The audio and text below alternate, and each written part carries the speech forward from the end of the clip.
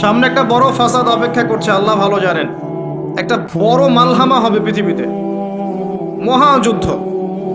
এই যুদ্ধে পৃথিবীর অনেক মানুষ মারা যাবে, এমনটা হাদিসের মধ্যে এসেছে।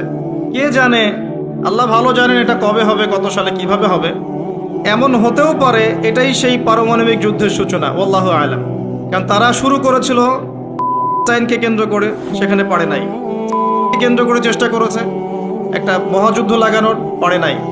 সিরিয়াকে কেন্দ্র করে প্রায় হয়েই গিয়েছিল, এখানে অনেকগুলো দেশ ইনভলভ হয়ে গিয়েছিল, কিন্তু নিউক্লিয়ার যুদ্ধ পর্যন্ত যায়নি। কিছু মানুষ চাচ্ছে, একটা সভ্যতা চাচ্ছে যে পৃথিবীতে একটা মহাযুদ্ধ ঘটুক, এর ফলে পৃথিবীর ম্যাক্সিমাম মানুষ যেন মারা যায়, পরাশক্তিগুলো দমন হয়ে যায়, সে নতুন করে রাইজ করবে, সেই অপেক্ষায় বসে আছে। এবং তার নাম কি সেটা আপনারা আমার চেয়ে ভালো জানেন। প্রথম বিশ্বযুদ্ধের পরে একটা কান্ট্রি বিশ্বের রুলিং স্টেট হয়েছে, দ্বিতীয় বিশ্বযুদ্ধের পর আরেকটা কান্ট্রি বিশ্বের রুলিং স্টেট হয়েছে। এখন অন্য কোনো রাষ্ট্রকে যদি পৃথিবীর শাসন রাষ্ট্র হিসেবে আত্মপ্রকাশ করতে হয়, তাহলে বিশ্বে আরেকটা বড় যুদ্ধের দরকার আছে। জ্ঞানী মানুষ ইশারা বুঝবেন, তারা এই চেষ্টাই করছে। এভাবে বিশ্বের পরাশক্তিগুলোকে তারা লড়িয়ে দেওয়ার চেষ্টা করছে, এবং পিছন থেকে তারা দাবার গুটি চালছে, তারা সামনে আসবে না। এগুলো তারা বুঝবে যাদের দু চোখ আছে, খিদর আলাইহিস সালামের মতো। তারা বুঝবে না, লাহুম কুলুবুন লা ইয়াফকাহুনা বিহা ওয়া লাহুম আযানুন লা ইয়াসমাউনা বিহা ওয়া লাহুম আ'য়ুনুন লা ইউবসিরুনা বিহা উলাইকা কাল আনআম বাল হুম আদাল। এই শ্রেণীর মানুষ এগুলো বুঝবে না। আল্লাহ সুবহানাহু ওয়া তাআলা পবিত্র কুরআনুল কারীমের মধ্যে একটা সংক্ষিপ্ত এবং সারগর্ভ সূরা নাজিল করেছেন, তার নাম সূরাতুল আসর।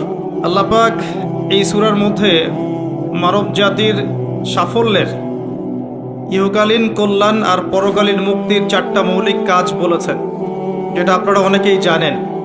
আল্লাহ পাক প্রথমেই সময়ের কসম করেছেন, ওয়াল আসরি, সময়ের কসম। বা'দা আউযু বিল্লাহি মিনাশ শাইতানির রাজিম। সময়ের কসম করে আল্লাহ পাক বোঝাতে চাচ্ছেন সময় আমাদের জন্য খুবই প্রেশিয়াস বা মূল্যবান। সময় চলে গেলে ফিরে আসবে না। কিয়ামতের মাঠে যে 5টা প্রশ্ন হবে, তার মধ্যে প্রথম 2টাই কিন্তু সময় সংক্রান্ত। প্রথমটা হচ্ছে তোমার সারা জীবন কোন কাজে ব্যয় করেছ, দ্বিতীয়টা হচ্ছে তোমার যৌবনকাল কোন পথে ব্যয় করেছ। এই দুটো সময় সংক্রান্ত প্রশ্ন। আল্লাহ পাক এই সূরার মধ্যে ওয়াল আসরি দিয়ে শুরু করেছেন, সময়ের কসম। একই সাথে আল্লাহ রাব্বুল আলামিন সময়ের কসম করে আমাদেরকে অতীতের দিকে তাকাতে বলছেন। অতীতের দিকে তাকিয়ে দেখো যে প্রত্যেক যুগে যুগে আল্লাহ পাক নবী রাসূল প্রেরণ করেছেন, আসমানি কিতাব নাজিল করেছেন। প্রত্যেক যুগে যুগে যারাই আল্লাহ এবং তার রাসূলের অবাধ্য হয়েছে, আল্লাহ পাক দুনিয়াতেও ধ্বংস করেছেন, পরকালেও ধ্বংস করবেন। এই কথার কোনো ব্যত্যয় আছে? প্রমাণ নেন, নূহ আলাইহিস সালাম 950 বছর দাওয়াত দিয়েছেন, কিছু মানুষ ইসলাম কবুল করেছে, বাকিরা করেনি। যারা করে নাই আল্লাহ পাক তাদেরকে ধ্বংস করেননি। কি দিয়ে ডুবিয়ে দিয়েছিলেন? প্লাবন দিয়ে। এমনকি নূহ আলাইহিস সালামের স্ত্রী সন্তান পর্যন্ত ঈমান আনে নাই। এনেছে? আনে নাই। এখান থেকেও শিক্ষা আছে যে আমরা যারা আদর্শ পরিবার গড়তে চাই, এমন হতে পারে যে পরিবারের সকল সদস্য সবাই কথা শুনবে না, এমনটাও হতে পারে। এতে হতাশ হওয়ার কিছু নেই। তখন আপনাকে নিজের চিন্তা করতে হবে, আলাইকুম আনফুসাকুম, নিজের নফসের ফিকির করতে হবে। আপনি দাওয়াত দিতে দিতে ক্লান্ত হয়ে যান, যদি দাওয়াত দিতে দিতে বোঝাতে বোঝাতে ক্লান্ত হয়ে যান, তারপরেও আপনার কথা মানুষ না শোনে, আলাইকুম আনফুসাকুম, নিজের ফিকির করে। নূহ আলাইহিস সালাম যখন বললেন, বাবা নৌকায় উঠে আসো, সে বলছে আমি পাহাড়ে উঠে যাব, পাহাড় আমাকে বাঁচাবে। তখন নূহ আলাইহিস সালাম বলছেন, আজকে আল্লাহর আযাব থেকে কেউ বাঁচাতে পারবে না। একটা ঢেউ বাবা আর ছেলের মাঝখানে অন্তরায় হয়ে গেল। একটা ঢেউ আসলো, বাবা একদিকে, ছেলে একদিকে। নূহ আলাইহিস সালাম সন্তানের জন্য আল্লাহর কাছে দোয়া করছেন, আল্লাহর কাছে ভিক্ষা চাচ্ছেন, রহমত, দয়া। ইন্নাহু মিন আহলি, আল্লাহ বলছেন লাইসা মিন আহলিক, হে আল্লাহ সে আমার পরিবারের অন্তর্ভুক্ত। আল্লাহ বলছেন সে তোমার পরিবারের কেউ না। আল্লাহর কাছে দেশ, ভাষা, রক্ত, বর্ণ, জাতীয়তাবাদ, কোনো কিছুর কোনো মূল্য নাই। ইল্লাত তাকওয়া, শুধু তাকওয়ার মূল্য আছে। যে ঈমান এনেছে, আকীদা পরিশুদ্ধ করেছে, আমল ঠিক করেছে, তাওহীদ শিখেছে, সুন্নতে থেকেছে, আল্লাহকে ভয় করেছে, সাধ্যমতো আল্লাহর দিনের পথে কাজ করেছে, দিন প্রতিষ্ঠার চেষ্টা করেছে, ইনশাআল্লাহ জান্নাতে চলে যাবে। আর যে হোক না কেন, একজন নবীর স্ত্রী হোক না কেন, বা কোনো নবীর আত্মীয় হোক না কেন, যত বড় মানুষ হোক না কেন, যত বড় ধনী হোক, যত সম্পদশালী হোক, যত শৌর্য বীর্য ক্ষমতার অধিকারী হোক, যত কিছু থাকুক না কেন, ঈমান না থাকলে, আমল না থাকলে, তাকওয়া না থাকলে, তাকে কেউ আল্লাহর আযাব থেকে বাঁচাতে পারবে? এটা মৌলিক কথা। আসলে মাহফিলে অনেক কথার প্রয়োজন নাই। আমার কথা বুঝতে পারছেন? অনেক বেশি কথার প্রয়োজন নাই। অল্প কিছু কথা যদি আপনার মনে আসার করে, দিলে আসার করে, যথেষ্ট। প্রথম কথা হচ্ছে এটা, ঈমান, তাওহীদ, নেক আমল, তাকওয়া, এগুলো ছাড়া কিছুই আমাদেরকে বাঁচাতে পারবে না। এবং যার যার হিসেব তাকে তাকেই দিতে হবে। নূহ আলাইহিস সালামের ছেলে জান্নাতে যেতে পারলো না, নূহ আলাইহিস সালামের স্ত্রী হয়েও তিনি জান্নাতে যেতে পারলেন না। প্রত্যেক যুগে যুগে ইব্রাহিম আলাইহিস সালাম, তার বাবা কি ঈমান এনেছে? আনে নাই। তার বাবার পরিণতি হয়েছে তাদের মতোই। লূত আলাইহিস সালাম, তার স্ত্রী কি ঈমান এনেছে? আনে নাই, পরিণতি একই। মুহাম্মদ সাল্লাল্লাহু আলাইহি ওয়াসাল্লামের চাচারা সবাই কি ঈমান এনেছে? তার বংশের মানুষ সবাই কি ঈমান এনেছে? অনেকেই তো তার সাথে শত্রুতা করেছে, করে নাই? আবু লাহাব তার চাচা নন? আবু লাহাব ঈমান এনেছে, চাচা হয়েও সে পার পেল না। তো এই হচ্ছে মূল কথা। আল্লাহ পাক সময়ের কসম করে বোঝাতে যাচ্ছেন, অতীতকালের দিকে তাকিয়ে দেখো, প্রত্যেক যুগে যুগে যারাই আল্লাহর অবাধ্য হয়েছে, তার রাসূলের অবাধ্য হয়েছে, আল্লাহর নাজিলকৃত বিধানের আনুগত্য করে নাই, আল্লাহ পাক দুনিয়াতেও শাস্তি দিয়েছেন, পরকালেও শাস্তি দিয়েছেন। একই সুন্নাহ প্রত্যেক যুগে যুগে। আরেকটা বিষয় আমাদের বুঝে আসে, সেটা হলো ওয়াল আসরি দিয়ে আল্লাহ পাক শেষ জামানার মানুষদেরকে সতর্ক করছেন বেশি। কারণ শেষ জামানার মানুষেরা সবচেয়ে বড় ফিতনার মধ্যে থাকবে, সবচেয়ে বেশি বেশি ফিতনা থাকবে এই জামানার মধ্যে। ব্যক্তি জীবনে ফিতনা থাকবে, ধর্মে ফিতনা থাকবে, পরিবারে ফিতনা থাকবে, সমাজে থাকবে, বিশ্বে থাকবে, সমস্ত ক্ষেত্রে ফিতনা থাকবে। ফিতনা দিয়ে ভর্তি। কিন্তু মানুষ মনে করবে তারা খুব ভালো কাজ করছে, মানুষ মনে করবে তারা খুব ভালো ভালো আমল করছে, কিন্তু এগুলো ফিতনার মধ্যে ডুবে আছে। আপনি দেখবেন এখন তাওহীদের মধ্যে শিরিক ঢুকে গেছে, সুন্নতের মধ্যে বেদাত ঢুকে গেছে। দেখবেন হালাল রিজিকের মধ্যে হারাম ঢুকে গেছে। খুব কম মানুষই এখন হালাল রিজিক খায়, খুব কম মানুষই। সবার ঘরে ঘরে এখন সুদ, সবার ঘরে ঘরে দেখবেন ঘুষের টাকা ঢুকছে, দুর্নীতির টাকা ঢুকছে, আত্মসাতের টাকা ঢুকছে। খুব কম মানুষ হালাল খায়। অনেক সময় দেখবেন আমরাও দাড়ি টুপি রেখেও অনেক সময় বোনদের সম্পত্তির অধিকার দেই না, এমন হয় না? আমরাও অনেক সময় ধর্মীয় লেবাসেও দেখা গেছে আমরা টাকা পয়সা আত্মসাৎ করছি না? এরকমও হিস্ট্রি আছে। খুব কম মানুষ আছে এই পৃথিবীতে যারা হালাল রিজিক খাচ্ছে। আমরা খাস করে দোয়া করি আল্লাহ যেন আমাদের সবাইকে হালাল রিজিক খাওয়ার তৌফিক দান। প্রতিটা ক্ষেত্রে ফিতনা। আপনি সংস্কৃতিতে যান, সেখানে দেখবেন সংস্কৃতির নামে আমরা মেয়েদের সাথে কি করেছি, নারী পুরুষের ফ্রি মিক্সিং করে দিয়েছি। নারী পুরুষ বেলাল্লাপনে একসাথে চলাফেরা করছে, যেখানে আল্লাহ পাক কিছু চাইতে বলেছেন পর্দার আড়াল থেকে, তাই না? সূরা আহজাব পড়েন, সূরা নূর পড়েন। কিছু চাইলে, একটা বেগারা নারী যদি কিছু চায়, তাকে পর্দার আড়াল থেকে চাইতে হয়। আল্লাহ যেখানে বলছেন ওয়ালা তাকরাবু জিনা, জিনার কাছেও যেও না, সেখানে আমরা জিনাকে বানাচ্ছি কাছে আসার গল্প। কথা বুঝতে পারছেন? ফ্রি মিক্সিং একদম শুরু থেকে, স্কুল লাইফ থেকে শুরু হবে। একদম এই যে ক্লাস 5-6 থেকে শুরু করে এসএসসি, এইচএসসি, অনার্স মাস্টার্স, প্রতিটা ক্ষেত্রে, স্কুল, তারপর কলেজ, তারপর বিশ্ববিদ্যালয়, সবখানে ফ্রি মিক্সিং। নারী পুরুষ একসাথে ক্লাস করবে, একসাথে পড়বে, একসাথে ঘুরবে, তারা বন্ধু। আল্লাহ পাক যে সম্পর্কটাকে হারাম করেছেন, এটাকে হালাল করে আমরা শিক্ষা অর্জন করছি, জ্ঞান অর্জন করছি। প্রতিটা ক্ষেত্রে ফিতনা। এরপরেও আছে পোশাকের ফিতনা, মেয়েরা ছেলেদের পোশাক পরছে। আবার কোনো কোনো ক্ষেত্রে দেখবেন ছেলেরাও মেয়েদের পোশাক পরছে প্রতিটা ক্ষেত্রে আপনি দেখবেন, এবং মেয়েরা ছেলেদের জায়গা নিয়ে নিচ্ছে সমাজে।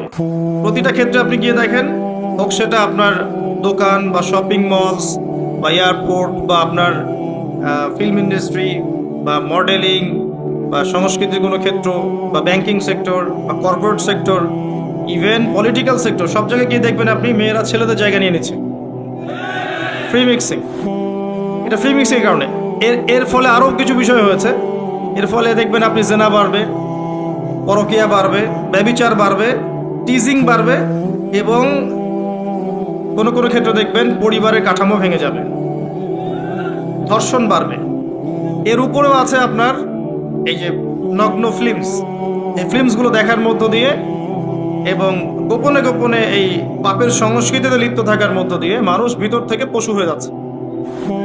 প্রতিটা ক্ষেত্রে, অর্থনীতি বলেন, সংস্কৃতি বলেন, আপনার পরিবারের দিকে তাকিয়ে দেখেন, ফিতনায় ভর্তি, পরিপূর্ণ। পরিবারের কর্তারা এখন ইব্রাহিমের মতো নয়।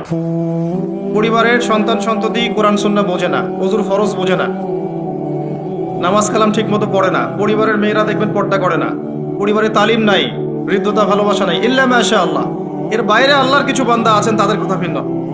ম্যাক্সিমাম পরিবারের অবস্থা, পরিবারের উপার্জনে ঠিক নাই, কোন পথে টাকা ঢুকছে পরিবারে ঠিক নাই, ঢুকলেই হলো, হালাল হোক আর হারাম হোক, এই হচ্ছে আমাদের টার্গেট।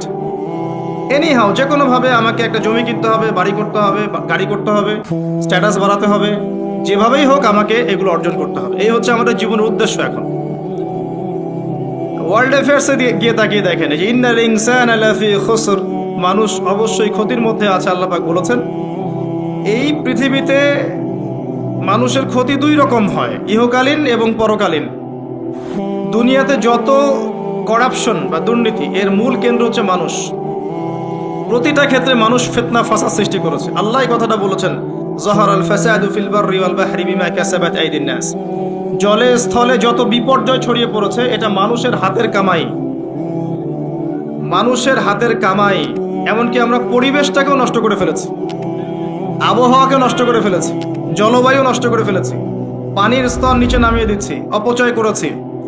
কোনো সেক্টর বাকি রাখি নাই ফাসাদ সৃষ্টি করতে। সামনে একটা বড় ফাসাদ অপেক্ষা করছে, আল্লাহ ভালো জানেন। একটা বড় মালহামা হবে পৃথিবীতে, মহাযুদ্ধ। এই যুদ্ধে পৃথিবীর অনেক মানুষ মারা যাবে, এমনটা হাদিসের মধ্যে এসেছে। কে জানে, আল্লাহ ভালো জানেন এটা কবে হবে, কত সালে, কিভাবে হবে, আল্লাহ ভালো জানেন। এমন হতেও পারে এটাই সেই পারমাণবিক যুদ্ধের সূচনা, আল্লাহু আলাম। কারণ তারা শুরু করেছিল প্যালেস্টাইনকে কেন্দ্র করে, সেখানে পারে নাই। সিরিয়াকে কেন্দ্র করে চেষ্টা করেছে একটা মহাযুদ্ধ লাগানোর, পারে নাই। সিরিয়াকে কেন্দ্র করে প্রায় হয়েই গিয়েছিল, এখানে অনেকগুলো দেশ ইনভলভ হয়ে গিয়েছিল, কিন্তু নিউক্লিয়ার যুদ্ধ পর্যন্ত যায়নি। কিছু মানুষ চাচ্ছে, একটা সভ্যতা চাচ্ছে যে পৃথিবীতে একটা মহাযুদ্ধ ঘটুক, এর ফলে পৃথিবীর ম্যাক্সিমাম মানুষ যেন মারা যায়, পরাশক্তিগুলো দমন হয়ে যায়, সে নতুন করে রাইজ করবে, সেই অপেক্ষায় বসে আছে। এবং তার নাম কি সেটা আপনারা আমার চেয়ে ভালো জানেন। প্রথম বিশ্বযুদ্ধের পরে একটা কান্ট্রি বিশ্বের রুলিং স্টেট হয়েছে, দ্বিতীয় বিশ্বযুদ্ধের পর আরেকটা কান্ট্রি বিশ্বের রুলিং স্টেট হয়েছে। এখন অন্য কোনো রাষ্ট্রকে যদি পৃথিবীর শাসন রাষ্ট্র হিসেবে আত্মপ্রকাশ করতে হয়, তাহলে বিশ্বে আরেকটা বড় যুদ্ধের দরকার আছে। জ্ঞানী মানুষ ইশারা বুঝবেন, তারা এই চেষ্টাই করছে। এভাবে বিশ্বের পরাশক্তিগুলোকে তারা লড়িয়ে দেওয়ার চেষ্টা করছে, এবং পিছন থেকে তারা দাবার গুটি চালছে, তারা সামনে আসবে না। এগুলো তারা বুঝবে যাদের দু চোখ আছে, খিদর আলাইহিস সালামের মতো। তারা বুঝবে না, লাহুম কুলুবুন লা ইয়াফকাহুনা বিহা ওয়া লাহুম আযানুন লা ইয়াসমাউনা বিহা ওয়া লাহুম আ'য়ুনুন লা ইউবসিরুনা বিহা উলাইকা কাল আনআম বাল হুম আদাল। এই শ্রেণীর মানুষ এগুলো বুঝবে না। তো পৃথিবীর প্রতিটা ক্ষেত্রে ফাসাদ মানুষ সৃষ্টি করেছে, আর মানুষের জন্য এই পৃথিবীর ক্ষতি অপেক্ষা করছে, পরকালীন ক্ষতি অপেক্ষা করছে। মানুষ বুঝতে পারছে না যে এর ফলে কি হতে পারে। মেডিসিন বন্ধ হয়ে যেতে পারে, পরিবেশের মধ্যে অক্সিজেনের লেভেল কমে যাবে, ফ্রেশ বাতাস পাবে না মানুষ, ফ্রেশ খাবার পাবে না, ইকোনমি পড়ে যাবে, তেলের দাম বেড়ে যাবে, প্রেশিয়াস জিনিস পাবেন না, নিত্য প্রয়োজনীয় জিনিসের দাম বেড়ে যাবে। এক নিউক্লিয়ার ওয়েপেন্সগুলো ওই জাপানের হিরোশিমা নাগাসাকির মতো নয়, এখনকারগুলো আরো অনেক শক্তিশালী। একটা বোমা একটা রাষ্ট্রকে উড়িয়ে দেওয়ার জন্য যথেষ্ট।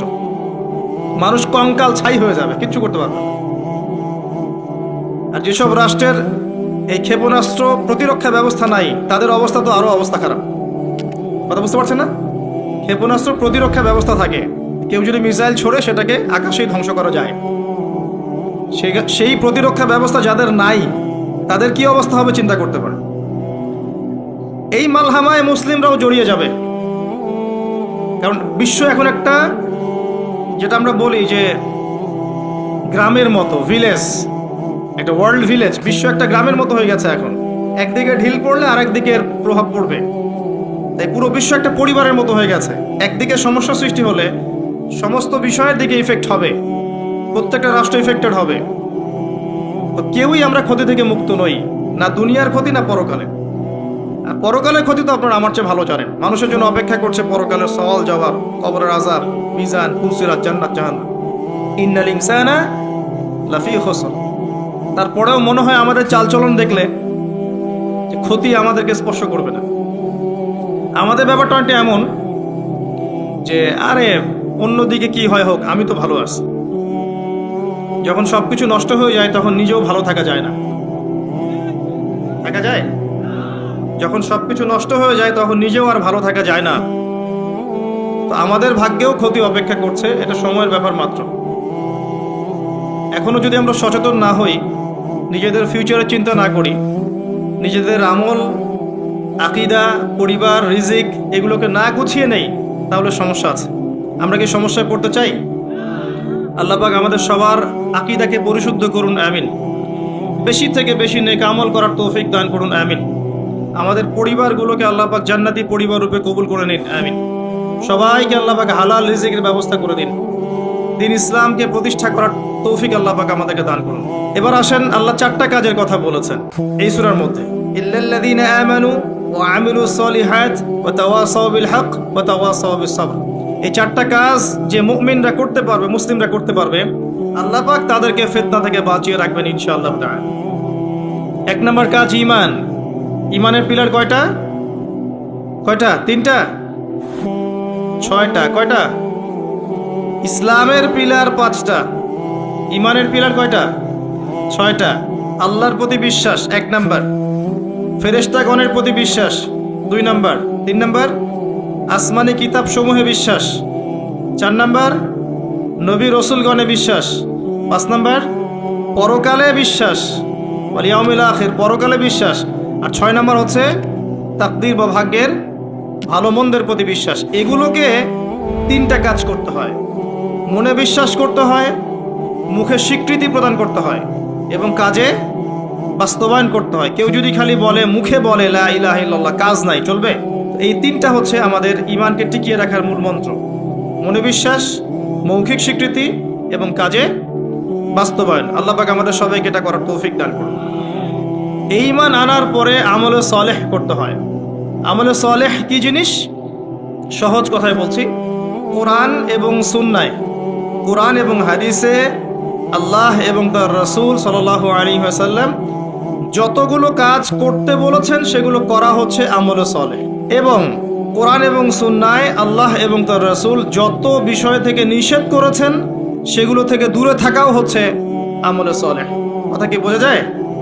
যেমন আল্লাহ পাক সালাত আদায় করতে বলেছেন 5 ওয়াক্ত, আদায় করি তো আমরা, এটা আমলে সালেহ।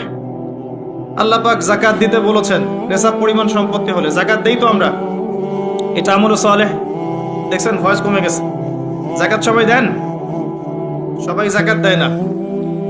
সবাই যদি যাকাত দিত, বাংলাদেশের যাদের যাকাত ফরজ হয়েছে এরা যদি সবাই ঠিকঠাক যাকাত দিত, অথবা যাকাত আদায় করা যেত সবার কাছ থেকে, বাংলাদেশের একটা মানুষ না খেয়ে মারা যেত না। চ্যালেঞ্জ করলাম, একটা মানুষও না, ইনশাআল্লাহ তাআলা, ইনশাআল্লাহ তাআলা। এবং ওই চায়না, রাশিয়া যে বড় বড় প্রকল্পগুলো করে, ওর চেয়ে বড় প্রকল্প আমরা করতে পারতাম ইনশাআল্লাহ। আমাদের সম্পদের অভাব হতো না। আমরাই তো যাকাত দেই না, আমরাই তো ট্যাক্স দেই না, কর দেই না, আমরাই তো ফাঁকিবাজি করি, দুর্নীতি করি, আমরাই আমাদের সম্পদ লুটে পুটে খাই। তখন গিয়ে বাইরের বিশ্বের কাছে আমাদেরকে লোন নিয়ে আসতে হয়, ওয়ার্ল্ড ব্যাংকের কাছে, IMF এর কাছে। আবার সেই লোন শোধ করতে হয় চড়া সুদে। ওই সুদ আপনার পকেট থেকে যায়, আমার পকেট থেকেই যায়। দাড়ি টুপি রেখে ভাবছেন যে সুদ খান না, সবাই সুদ খাই। কে বলেছে সুদ খান না? ওয়ার্ল্ড অ্যাফেয়ার্স বোঝেন না তাই। আমরা যদি সবাই যাকাত দিতে পারতাম, এই চায়না, রাশিয়া, আমেরিকার তাড়ানোর ক্ষমতা ছিল না আমাদের সামনে। প্রতিটা সেক্টরে আমরা উন্নতি করতে পারতাম, শুধুমাত্র ইকোনমিক সেক্টরে না, সমরাস্ত্র ক্ষেত্রে, মিলিটারি ক্ষেত্রে, অস্ত্রশস্ত্রের ক্ষেত্রে, প্রযুক্তির ক্ষেত্রে, প্রত্যেকটা সেক্টরে বাংলাদেশ হতো সুপার পাওয়ার ইনশাআল্লাহ তাআলা। এটা সম্ভব ছিল, আমরা করতে দেইনি, বিকজ আমরা আমাদের যাকাত দেইনি। আমরা আমাদের অর্থনীতিকে সমৃদ্ধ করার চেষ্টা করি নাই। একটা জাতির অর্থনীতি একটা বেসিক জিনিস। ইকোনমিক সেক্টর যদি ডেভেলপ না হয়, আপনি যতই তাকবীর মারেন, নারায়ে তাকবীর, আল্লাহু আকবার, কিছু করতে পারবেন না। এটা বাস্তবতা। শুধু আইওয়াস শোডাউন করে লাভ নাই তো, প্র্যাকটিক্যাল হন। আমাদের মাথা পিছু আয় কত, জীবনযাত্রার মান কেমন, অনেক কষ্ট করা হয় এই সেক্টরে। এখন একটা লেভেলে এসেছে, এটা সত্য কথা, যে এখন এই সময় একটা লেভেলে এসেছে যে জীবনযাত্রার মান কিছুটা উন্নত হয়েছে। এটা সত্য কথা, আগের চেয়ে উন্নত হয়েছে। কিন্তু অনেক সেক্টর পড়ে আছে যেখানে আমরা কিছু করতে পারছি না, যেমন প্রযুক্তি খাত, সমরাস্ত্র ক্ষেত্র, অস্ত্রশস্ত্র, মিলিটারি সায়েন্স, অনেক ক্ষেত্র আছে যেখানে আমরা ওদের মতো করতে পারিনি, কারণ আমাদের ইকোনমিক বেসটা দুর্বল।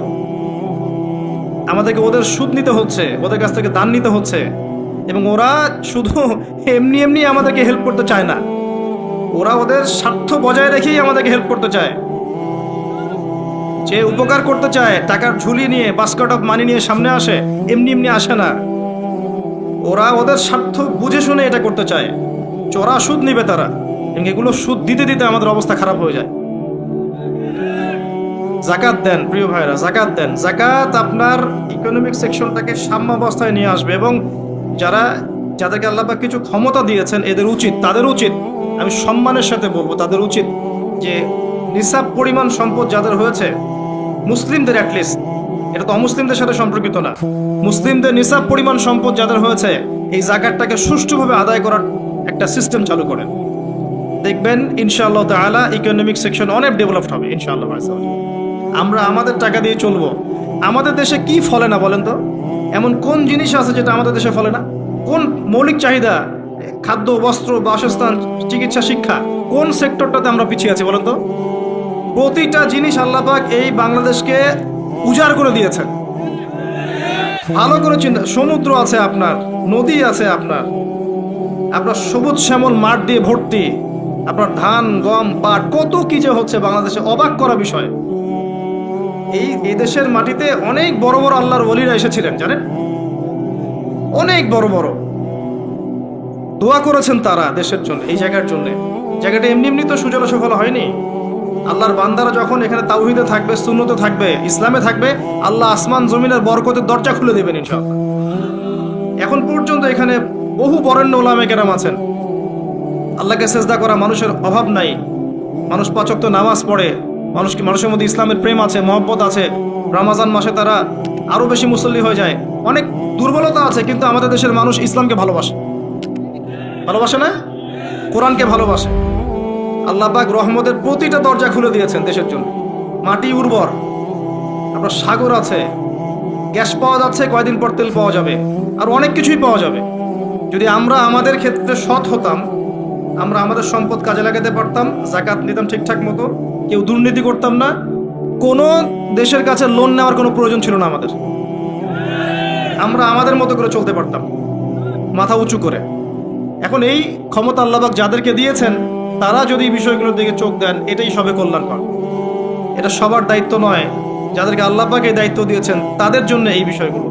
আমরা শুধু সর্বোচ্চ বিষয়গুলোকে বোঝানোর চেষ্টা করতে পারি বা মানুষকে দাওয়াত প্রদান করতে পারি, এতটুকু। আল্লাহ পাক আমাদেরকে বোঝার তৌফিক দান করেন। প্রতিটা ক্ষেত্রে আমরা উন্নতি করতে পারবো যদি আপনি সালাতে আসেন, যাকাতে আসেন, ইসলামে আসেন, কোরআন সুন্নায় আসেন। কি বলছিলাম? ইমানের 6 পিলারে 3টা কাজ: মনে বিশ্বাস, মৌখিক স্বীকৃতি, কাজে বাস্তবায়ন, তারপরে আমল সালেহ। প্রতিটা কাজ যা আল্লাহ এবং তার রাসূল করতে বলেছেন, করলেই আমল সালেহ। যেমন নামাজ, আমল সালেহ; যাকাত, আমল সালেহ। আপনি সামর্থ্য হলে হজ করবেন, আমল সালেহ; উমরা করবেন, আমল সালেহ। রমজান মাস আসছে সামনে, রমজানে 30টা রোজা রাখবেন, তারাবির সালাত পড়বেন, কোরআন খতম দিবেন, সব কি? আমল সালেহ। আমরা দোয়া করি আল্লাহ পাক যেন আমাদের সবাইকে রমজানে পৌঁছে দেন এবং বেশি থেকে বেশি রমজানে আমল করিয়ে গুনাহ মাফ করানোর তৌফিক আল্লাহ পাক আমাদেরকে দান করুন। আমিন। প্রতিটা কাজ পিতামাতার খেদমত করা, চুপচাপ যেখান থেকে নিয়েছো চুপচাপ রেখে চলে যাও, না হলে তোমার জন্য অপেক্ষা করছে পরকালে একটা শাস্তি। আল্লাহ পাক কিয়ামতের মাঠে ওঠার সাথে সাথে তোমার ডান হাত কবজি পর্যন্ত কেটে দিবেন। খুব সতর্ক। আর এই কথাটা আল্লাহ পাক আমার মুখ দিয়ে বের করালেন, তোমার কানে কিন্তু পৌঁছেছে, তুমি দাওয়াত পেয়েছো। সতর্ক আমি করেছি। চুরির শাস্তি কবজি পর্যন্ত হাত কেটে ফেলা। আমাদের চুরির শাস্তি গণধোলাই দেয়া হয় না, এটা ঠিক না, এটা ঠিক না, এটা গায়ে আইন হাতে তুলে নেবেন না। শাস্তি হাত কেটে ফেলা এটা ইসলামিক লস, এখানে বাস্তবায়িত নাই, কিন্তু এটা লস। আল্লাহ পাক এটা করবেন কিন্তু পরকালে। সতর্ক, সাবধান থাকবেন। আর সিসকে চোরকে আর কত পিটাবেন? আপনার আমার মাথার উপরে তো অনেক বড় বড় চোর বসে থাকে, তখন কি করবেন? কোটটায় স্যুট পরে মানুষকে লুটছে। যত বেশি বাহ্যিক চাকচিক্য তত বড় প্রতারণা করা হয়, লুটপাট করা হয়। এগুলো তো আপনি কিছু করতে পারবেন না। যে ভাই এই কাজ করেছেন, আল্লাহর ওয়াস্তে এই বিষয়গুলো রেখে চলে যান, গোপনে রেখে চলে যান। ইনশাআল্লাহ আল্লাহ পাক আপনার পাপকে গোপন করে দিবেন, আল্লাহ আপনাকে মাফ করে দিবেন। আল্লাহকে ভয় করে এগুলো রেখে চলে যান। যদি আপনি এই হারাম টাকা নিজের পেটে ঢোকান, জাহান্নামের আগুন পেটে ঢুকাবেন। আল্লাহ পাক বোঝার তৌফিক দান করুন। আসেন, আমি লম্বা সময় আলোচনা করতে পারবো না, আমি গুটিয়ে নিব। আমরা আমলে সালেহে কথা বলছিলাম। প্রতিটা কাজ যদি আপনি নবী সাল্লাল্লাহু আলাইহি ওয়াসাল্লামের সুন্নাহ মতো করেন, আমলে সালেহ হবে। চরিত্র রক্ষা করার জন্য আপনি বিয়ে শাদী করেছেন, পরিবারকে ভরণ পোষণ করাচ্ছেন, এমনকি স্ত্রীর সাথে যে মিলিত হচ্ছেন, এটাও আপনার নেকি হবে। প্রতিটা কাজ। একই সাথে আরেকটা পয়েন্ট ভুলবেন না, কোরআন এবং সুন্নাতে আল্লাহ পাক যত বিষয়কে নিষেধ করেছেন, এই নিষেধগুলো বর্জন করার নামও কিন্তু আমলে সালেহ। শুধুমাত্র নেকি কাজ করব আর পাপ কাজ ছাড়বো না, এমনটা কিন্তু আমলে সালেহ নয়। যেমন আল্লাহ পাক শিরিক করতে নিষেধ করেছেন, শিরিক না করা আমলে সালেহ। কুফরি করতে নিষেধ করেছেন, কুফরি না করা আমলে সালেহ। আল্লাহ পাক বেদাত করতে নিষেধ করেছেন, বেদাতি আমল না করা কি আমলে সালেহ। আল্লাহ পাক হারাম খেতে নিষেধ করেছেন, হালাল খাওয়া আমলে সালেহ। আল্লাহ পাক পর্দা করতে বলেছেন, বেপর্দায় না চলা আমলে সালেহ। আল্লাহ পাক জেনার ধার কাছেও যেতে নিষেধ করেছেন, তাই চরিত্র রক্ষার জন্য বিয়ে করা কি আমলে সালেহ। প্রতিটা কাজ যা আল্লাহ করতে বলেছেন করা আমলে সালেহ, রাসূল করতে বলেছেন সাল্লাল্লাহু আলাইহি ওয়াসাল্লাম করা আমলে সালেহ। সেই প্রতিটা কাজ যা আল্লাহ এবং তার রাসূল নিষেধ করেছেন, সেগুলো না করাও আমলে সালেহ। মনে থাকবে কথা। আমাদের একটা সমস্যা বলি এখন, আমরা যেটা করি সেটা হলো আমরা অনেক ভালো কাজ করি ঠিকই, কিন্তু আল্লাহর হারামগুলোকে ছাড়তে পারি না। কথা ঠিক না বেঠিক? দেখবেন নামাজ পড়ি 5 ওয়াক্ত, সুদ ছাড়তে পারি না, আছে না? আমরা যাকাত, আমরা দান সদাকা করি মাঝে মাঝে, ফরজ যাকাত দেই না। দেখবেন যে তাহাজ্জুদ পড়ছে বাবা, মেয়ে বেপর্দায় ঘুরে বেড়াচ্ছে, আছে না? বছর বছর হজ ওমরা করছি, এদিকে আল্লাহর হালালকে হারামও করছি, আল্লাহর হারামকে হালাল করছি। এই কাজগুলো আমরা করি না। আমরা অনেক সময় ভালো অনেক কাজ করি, দান সদাকা করি, নফল দান সদাকা করি, জুমার নামাজে যাই, ঈদের নামাজে যাই, হ্যাঁ, প্রতিবেশীর খোঁজ নেই, মানুষকে রক্ত দেই, চিকিৎসার জন্য কাজ করি, শিক্ষা ক্ষেত্রে কাজ করি, অনেক কিছুই করি আমরা ভালো কাজ, কিন্তু আল্লাহর নিষেধগুলো কিন্তু ছাড়ি না। আল্লাহর নিষেধটা ছাড়া সবচেয়ে বড় কথা, কারণ নেক আমল করা সহজ, আল্লাহর নিষেধ ছাড়াটা খুবই কঠিন, এটা মনে রাখবেন। নেক আমল করা সহজ, আল্লাহর জন্য কিছু ছাড়া অনেক কঠিন, অনেক কঠিন। আল্লাহ পাক আমাদেরকে ছাড়ার তৌফিক দান করুন। এরপর আল্লাহ পাক বলেছেন, ওয়াতাওয়াসাউ বিল হাক্কি ওয়াতাওয়াসাউ বিস সাবর। যারা হকের উপদেশ দেয় পরস্পরকে, একে অপরকে হকের উপদেশ দেয়। হকটা কি জিনিস? হকটা কি? এর সংজ্ঞা কে দিবে? আমি দিব না আপনি দিবেন না আল্লাহ দিবে? কার সংজ্ঞা নিবেন? হকটা কি কে বলবে, কে বুঝাবে? আল্লাহ বুঝাবেন। আল্লাহ বলছেন হকের সংজ্ঞা, সূরা কাহফ। আজকে জুমার রাত না? সূরা কাহফ অবশ্যই পড়বেন। সূরা কাহফের ফজিলত আপনাকে আল্লাহ পাক ফিতনা থেকে বাঁচাবে ইনশাআল্লাহ। এই সূরার 29 নম্বর আয়াতে গিয়ে দেখবেন আল্লাহ পাক হকের সংজ্ঞা দিয়েছেন। আল্লাহ পাক বলেছেন ওয়াকুলিল হাক্কু মির রাব্বিকুম, হক সেটাই, ভালো করে শুনেন, হক সেটাই, সত্য মিথ্যার মানদণ্ড সেটাই, ন্যায় অন্যায়ের মানদণ্ড সেটাই, জ্ঞানের মানদণ্ড সেটাই, ঠিক আছে, যেটা তোমার রবের পক্ষ থেকে নাজিল হয়। কি নাজিল হয়েছে? এখন আপনি বলেন কি নাজিল হয়েছে? যখন তাওরাত নাজিল হয়েছিল ওটাই হক ছিল, ইনজিল নাজিল হয়েছে ওটাই হক ছিল, জাবুর নাজিল হয়েছে ওটাই হক ছিল। এখন কি আছে? কোরআন এবং এর ব্যাখ্যা হাদিস। কিয়ামত পর্যন্ত কি অন্য কোনো উৎস আসবে? অন্য কোনো নবী আসবেন? আর কোনো রাসূল আসবেন? গোলাম আহমেদ কাদিয়ানী যতই বলুক, সে কি নবী হয়ে যাবে? সুবহানাল্লাহ। কিছু মানুষ এখন তাদেরকেও নবী বলে গ্রহণ করছে। আর এটা কিয়ামতের সাইন। আমি অবাক হচ্ছি না, কারণ নবী সাল্লাল্লাহু আলাইহি ওয়াসাল্লাম বলেছেন কিয়ামতের আগে 30 জন ভণ্ড নবীর আগমন ঘটবে। কতজন? তার মধ্যে 4 জন হচ্ছে মহিলা, তার মধ্যে 4 জন কে? মহিলা, বাকিরা পুরুষ। তো এই হলো অবস্থা। নবী সাল্লাল্লাহু আলাইহি ওয়াসাল্লামের ঠিক পরেই আবু বকর রাদিয়াল্লাহু আনহুর যুগেও একাধিক ভণ্ড নবীর আগমন ঘটেছিল, এখনো হচ্ছে। এরপরে কিয়ামত পর্যন্ত কোন নবী আসবে? নবীর ওয়ারিশগণ থাকবেন। নবীর ওয়ারিশ কারা? উলামায়ে কেরাম, তারা নবীর ওয়ারিশ। এবং আমার নাসিহা হচ্ছে আপনি কোরআন এবং সুন্নাহটাকে তাদের সোহবতে গিয়ে পড়েন এবং বোঝেন। এটা সবচেয়ে বেশি ইম্পর্টেন্ট, কারণ কোরআন এবং সুন্নাহ তাদেরকে দেখে শিখলে আপনি ভালো শিখতে পারবেন। এবং এটা হচ্ছে সেই নববী সুন্নাহ।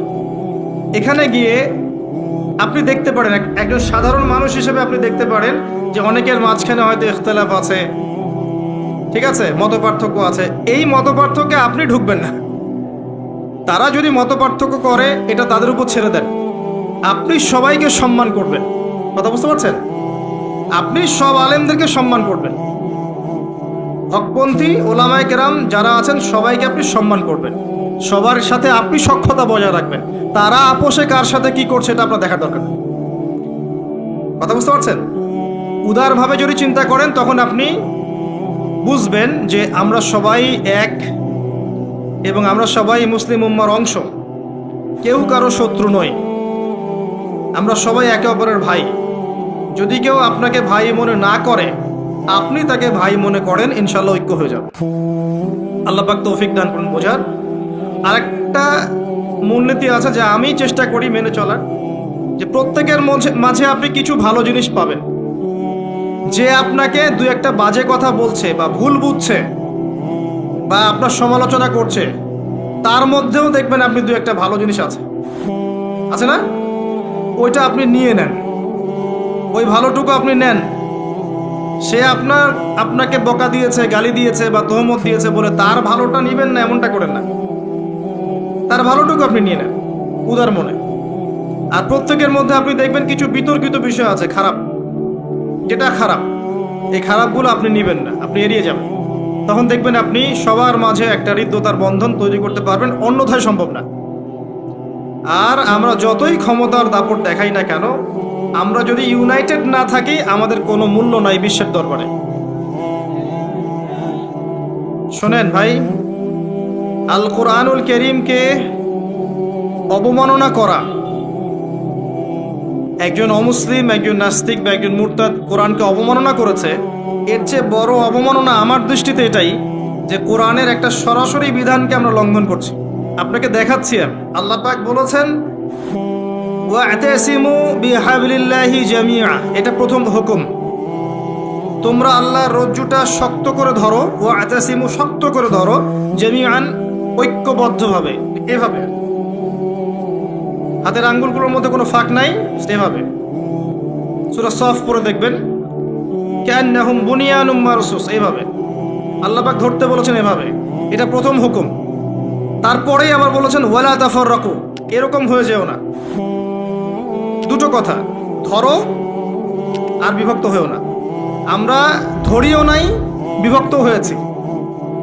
এখন আপনি বলেন যে কোরআনুল কারীমকে একজন নাস্তিক, একজন মুরতাদকে অবমাননা করেছে, ও তো জানেই না যে কোরআন কি জিনিস। এটা বড় বিষয় না আমি জেনে বুঝে এই যে আয়াতগুলো মানছি না, এটা বড় বিষয়। কার দিকে চোখ তুলবেন আপনি? কার দিকে আঙ্গুল তুলবেন? নিজের দিকে আঙ্গুল তোলেন আগে। আগে নিজেদের আখের গোছান। আমি আল্লামা তকি উসমানী হাফিজাহুল্লাহ একটা বই থেকে একটা আয়াত স্মরণ করাই। একটা আয়াতকে নিয়ে তিনি একটা বই লিখে ফেলেছেন যে ইয়া আইয়ুহাল্লাযীনা আমানু আলাইকুম আনফুসাকুম লা ইয়াদুররুকুম মান দাল্লা ইন ইহতাদাইতুম ইলাল্লাহি মারজিউকুম জামিআন ফায়ুনাব্বিউকুম বিমা কুনতুম তা'মালুন। হে মুমিনগণ, তোমরা আগে নিজেরা নিজেদের নফসকে ঠিক করো, নিজের ঘর নিজে ঠিক করো, নিজের ঘর নিজে ঠিক করো, নিজের নফস নিজে ঠিক করো। আগে নিজের দিকে আঙ্গুল তোলেন। আমাদের দুর্বলতা কোথায়? আমাদের তাওহীদের সমস্যা আছে, সুন্নতে অনেক সময় সমস্যা আছে, রিজিকের সমস্যা আছে, ঐক্য নাই, মিল মোহব্বত নাই, ইউনাইটেড প্ল্যাটফর্ম নাই। অন্যের দিকে আঙ্গুল তুলতে যাবেন কি জন্য? আগে নিজে ঠিক করেন।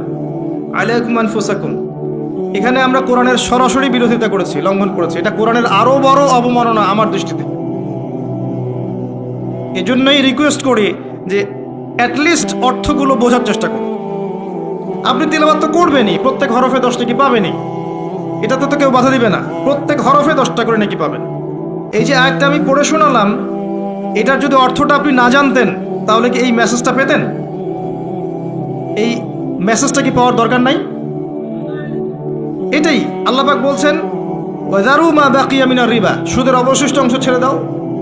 ওয়া ইল্লাম তাফআলু, যদি তোমরা এটা না করো ফাআযানু বিহারবিন মিনাল্লাহি ওয়া রাসূলিহি, আল্লাহ এবং তার রাসূলের সাথে যুদ্ধের ঘোষণা শুনে রাখো। আল্লাহ এটা বলছেন, আমি খাচ্ছি। কে অবমাননা করলো বেশি, আমি না নাস্তিক? কে করলো?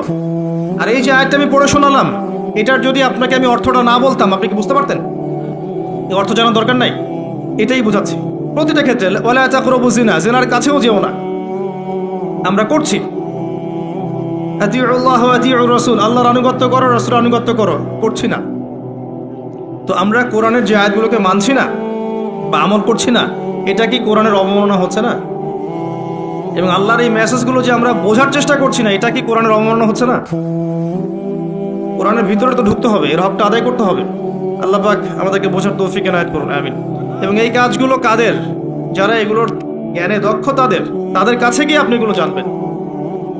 এতে তাদের সম্মাননা বাড়বে, কমবে? কখনো না। হকটা আল্লাহর পক্ষ থেকে আসে এবং এই হকের দাওয়াত একে অপরকে দিতে বলা হয়েছে। যত মানুষ আপনার আহ্বানে হকপন্থী হবে, হকের পথে আসবে, এই সমস্ত মানুষের নেকি আপনি পাবেন ইনশাআল্লাহ তাআলা। এবং যদি কেউ আপনার দ্বারা বাতিলপন্থী হয়ে যায়, পথভ্রষ্ট হয়ে যায়, তাহলে ওই মানুষদের গুনাহও কিন্তু আপনার কাঁধে চলে আসবে। তাই সতর্ক হওয়া উচিত আমাদের সবার। আল্লাহ পাক আমাদের সবাইকে সতর্ক হওয়ার তৌফিক এনায়েত করুন, আমিন। সর্বশেষ আল্লাহ পাক বলেছেন ওয়াতাওয়াসাউ বিস-সবর, ধৈর্যের কথা। সবর মানে এটা নয় যে আমি পরিস্থিতি পরিবর্তনের অপেক্ষায় বসে আছি, এখন খারাপ সময় চলছে, একসময় ভালো সময় আসবে, আমি ভালো হয়ে যাব, এটার নাম সবর নয়। সবর মানে খারাপ অবস্থার পরিবর্তনের চেষ্টা করা, এর জন্য স্ট্রাইভ করা। সবরের এক্সাম্পল আপনি নেন নূহ আলাইহিস সালাম থেকে 950 বছর দাওয়াত দিয়ে কাজ করেছেন। সবরের এক্সাম্পল নেন ইব্রাহিম আলাইহিস সালামের কাছ থেকে, পরিবার ছেড়ে দিয়েছেন, সমাজ ছেড়ে দিয়েছেন, আগুনের পরীক্ষাও দিয়েছেন। সবর নেন ঈসা ইবনে মারইয়ামের কাছ থেকে, আল্লাহ পাক শেষে পৃথিবীতে জায়গায় হয়নি, আল্লাহ পাক তাকে আসমানে তুলে নিয়েছেন। সবর দেখেন মুহাম্মদ সাল্লাল্লাহু আলাইহি ওয়াসাল্লামের 23 বছর নবী হওয়ার পরে কত যে নির্মম অত্যাচার তাকে সহ্য করতে হয়েছে আমাদের কল্পনার বাইরে। তাকে সারা জীবনে 16টা গালি খেতে হয়েছে, তাকে 15 বার মানুষ হত্যা করার চেষ্টা করেছে, আত্মীয় স্বজন তাকে তিরস্কার করেছে, গলার মধ্যে গামছা পেঁচিয়েছে, এই যে আপনার উটের ভুঁড়ি, নাড়ি ভুঁড়ি পিঠে চাপিয়ে দিয়েছে, তাই নাই? তাকে দেশ থেকে চলে যেতে হয়নি, তায়েফবাসী তাকে আঘাত করেনি, উহুদের প্রান্তরে তার দাঁত শহীদ হয়ে যায়নি। এত কিছু করতে হয়েছে কি জন্যে? হকের জন্যে। এই সবরের প্রশ্ন আসবে যখন আমরা হকের উপর থাকবো, তখন সবরের প্রশ্ন আসবে। গোল আলু মার্কা মুসলিম হলে তার সবরের প্রশ্ন আসছে না। কথা বুঝতে পারছেন না? যদি যে বিষয়গুলো নিয়ে কথা বললে বা যেগুলো করলে কোনো সমস্যা নাই, কেউ কিচ্ছু বলবে না, খাওয়ার পর মিষ্টি খাওয়া সুন্নত, তাই না? তাসবিহ তাহলিল করা সুন্নত, তারপরে খাওয়ার আগে বিসমিল্লাহ, খাওয়ার শেষে আলহামদুলিল্লাহ, বাথরুমে যাওয়ার আগে একটা দোয়া, বের হওয়ার সময় পরে একটা দোয়া। এই যে বিষয়গুলো আছে, যেগুলো ইসলামের চরম শত্রুর মুখের উপর বললেও তার কোনো সমস্যা নাই, তখন কোনো বাধার প্রশ্ন আসবে না। যখন আপনি কমপ্লিট ইসলামটাকে সমাজের সামনে উপস্থাপন করার চেষ্টা করবেন এবং এটার জন্য আপনি স্ট্রাইভ করবেন, তখন আপনার হকের পথে বাধা আসবে, তখন সবরের প্রশ্ন আসবে। এবং এই সবরের এক্সাম্পল আমরা নবীদের জীবন থেকে নিতে পারি, রাসূলুল্লাহ সাল্লাল্লাহু আলাইহি ওয়াসাল্লাম সাহাবায়ে কেরামের জীবনী থেকেও নিতে পারি। আল্লাহ পাক আমাদের সবাইকে তার দ্বীনের পথে হকপন্থী হওয়ার তৌফিক দান করুন এবং সবর করার তৌফিক দান করুন, আমিন। এই সূরাটা যথেষ্ট একজন মানুষের শেষ করার জন্যে, তার নফসের যত খারাপ খয়েশাত আছে এগুলোকে দমন করে আল্লাহর সান্নিধ্য লাভ করার জন্য এই একটা সূরাই যথেষ্ট। আমি অনেক লম্বা আলোচনা আজকে করলাম না, শুধুমাত্র মৌলিক কিছু কথা বলছি যে আল্লাহ পাক আমাদেরকে পরকালে উদ্ধারের জন্য এবং দুনিয়াতে সফল হওয়ার জন্য এই সূরার মধ্যে 4টা কাজের কথা বলেছে। আমার সাথে একবার বলেন, প্রথম কাজটা কি? ঈমান। ঈমানের পিলার কয়টা? 6টা। মনে থাকবে? এই 6টাকে কি করতে হবে? মনে বিশ্বাস, মুখে স্বীকৃতি, কাজে বাস্তবায়ন। এরপরে আসবে আমলে সালেহ। আমলে সালেহ কাকে বলে? আল্লাহ এবং তার রাসূলের সমস্ত আদেশ মানা কি? আমলে সালেহ। তার সমস্ত নিষেধ বর্জন করা কি? ঈমান। আমলে সালেহের সাথে লাগবে হকের দাওয়াত। হক কোনটা? যেটা বলেন আল্লাহর পক্ষ থেকে নাজিল হয়েছে, আল্লাহর ওয়াহি। আল্লাহর ওয়াহি এখন কি? কোরআন এবং সুন্নাহ। এই কোরআন সুন্নাহকে আপনি নিজে আমল করবেন, পরিবারে আমল করাবেন, চেষ্টা করবেন সমাজে বাস্তবায়ন করার। আল্লাহ আপনাকে যেখানে সামর্থ্য দিয়েছেন সেখানে আপনি করবেন, আল্লাহ পাক তৌফিক দান। এবং এই হকের পথে চলতে গেলে আপনার বাধা আসবে, তখন আপনাকে সবরের প্রশ্ন আসবে। এবার আপনি সবর করবেন নূহ আলাইহিস সালামের মতো, ইব্রাহিম আলাইহিস সালামের মতো, মুসা ঈসা আলাইহিস সালাম তাদের মতো, মুহাম্মদ সাল্লাল্লাহু আলাইহি ওয়াসাল্লাম তার সাহাবায়ে কেরাম রাদিয়াল্লাহু আনহুম আজমাইন তাদের মতো। আল্লাহ পাক আমাদের সবাইকে এই 4টা গুণাবলী অর্জন করে তৌফিক ইনায়াত করুন, আমিন।